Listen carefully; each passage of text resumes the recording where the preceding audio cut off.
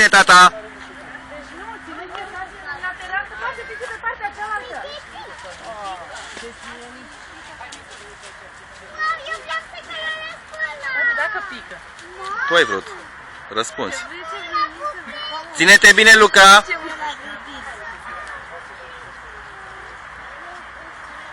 Ține-te bine!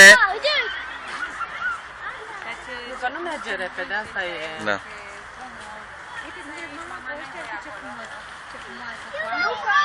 Ține-te bine acolo, da?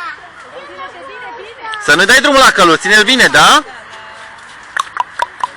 Așa, ține-te strâns, așa.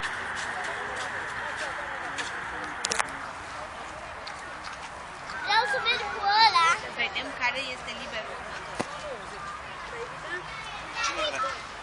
Ăla e nimeni.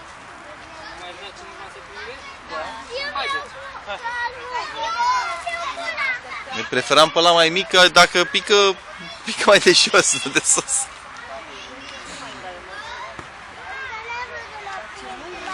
Da? Ține-te bine, Luca! Luca! Luca, uite-te la mama. Luca! Cine mi-a dat cu mingea? Braznicule ce ești!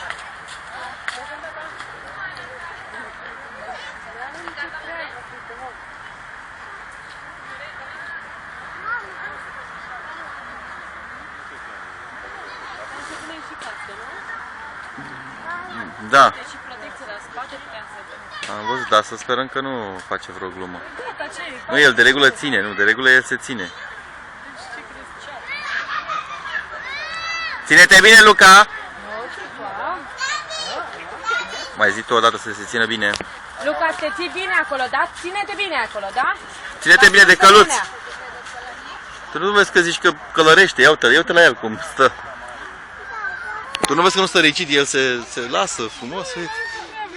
Zici că până acum... Uite, mă, pe scărușie, mă, ceva. Ce, ai nesimțiți, mă? Dacă le dai de pâine, acum știi cum stare pe ea imediat.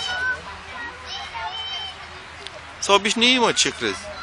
Adu-ți aminte cum eram pe plajă. Și veneam și fura mâncare.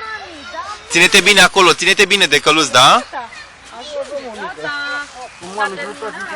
I-ai zis lui nene acum te cheamă? Gata, Luca, haide la mine, da. Haide, gata. Haide, să mângâiem. Cum ai spus? Cum ai spus? Mersi? Mersi?